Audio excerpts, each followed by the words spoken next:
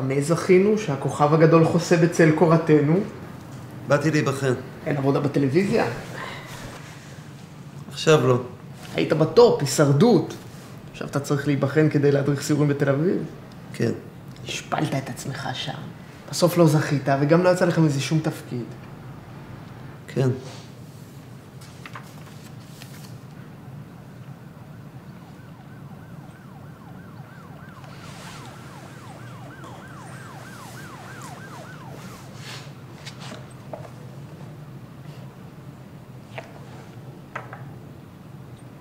אז מאיפה אתה במקור, אם מותר לי לשאול? נהריה. תשמע, אני מאוד אשמח אם אתה תצטרף אלינו. תודה רבה. ככה נוכל לאחד כוחות מול גנני. גנני? גנני. מי זה? הוא מדריך. כמוני וכמוך, אבל הבוס הכי אוהב אותו, ובגלל זה הוא מקבל יותר זוכות מכולם. הוא גם למד באוניברסיטה? יותר גרוע. הוא יליד המקום. הוא מתל אביב? תחשוב מה זה אומר לגבינו, אבל. אתה מנהריה, אני מחיפה. איזה סיכוי יש לנו מולו? הידע שלו עצום, הוא מהשטח. אנחנו מהצפון. אז מה עושים? שומרים אחד על התחת של השני. כי כמה שפחות מדריכים זה יותר הדרכות לכל אחד.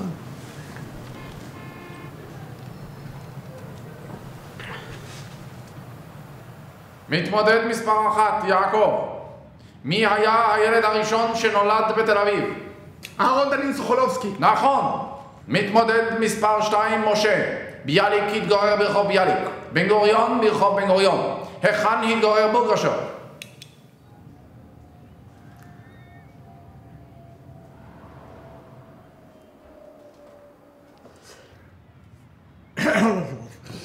ארלוזורוב.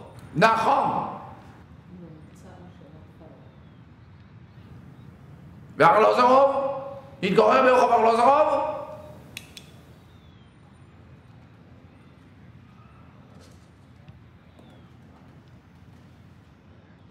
לא. נכון.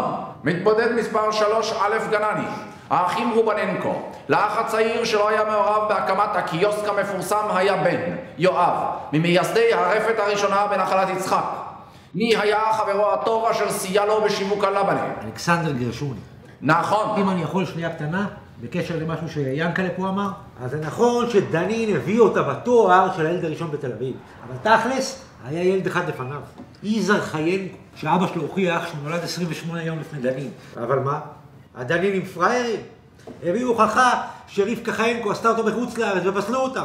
רגע, אבל חיינקוים בסוף זכו באיזשהו תואר. לא, זה משה חיינקו. הוא היה לו את הכלב הראשון בתל אביב, זימבו.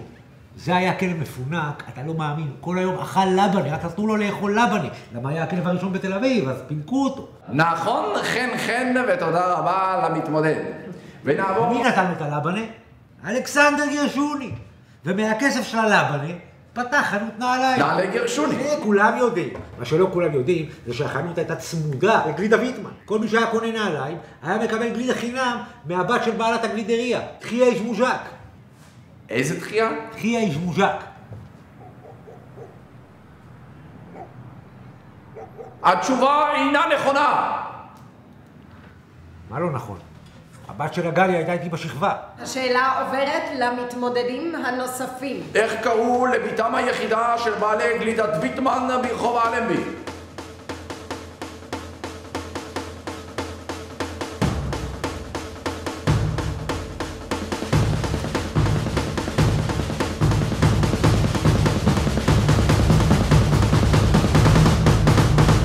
זמנכם תם.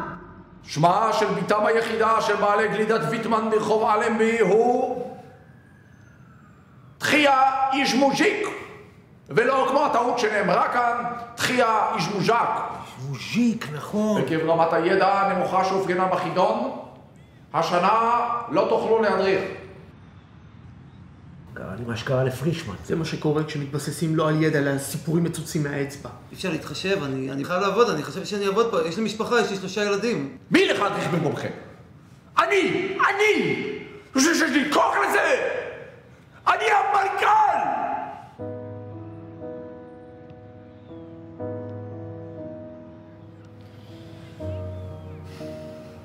האופציה היחידה שאני יכול להציע לכם זה לרדת מחלקה, לסיורים המצחיקים. מה זה? זה כמו סיור מרגילים, אבל עם גוון הומוריסטי, תרבו של הראש.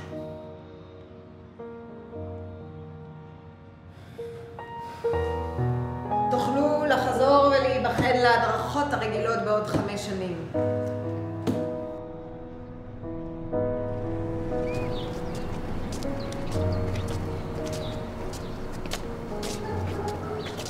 בוא'נה, זה אשכרה לעשות צחוק מאחוזת בית. אשכרה לעשות צחוק ממנה. להתמודד עם השלטון הטורקי העוין ועם הפורעים הערבים תוך שאתה מקים עיר מן החולות ומחיה את השפה העברית.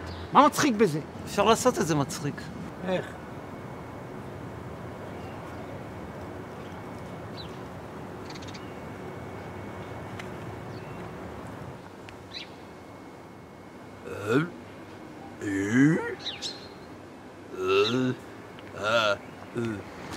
לא! לא! הבנת? הבנת? אני רס"ר אבו נבוט השני! השני, לא הראשון! לא השלישי! השני! עצור! הבריטים הגיעו! תחזור מיד לבסיס! צבע את העצים! עצור! חייל! קח כרזות, תדבק אותם בכל רחבי השכונה! חיילת, תוציא את החיוך הזה מהפרצוף שלך ותכיני רחת לוקום לכולם! שלוש ברוקח, בואו לשיחה איתי! צריך לעבוד על זה, אבל כאילו, זה התחלה של משהו. לא, זה לא.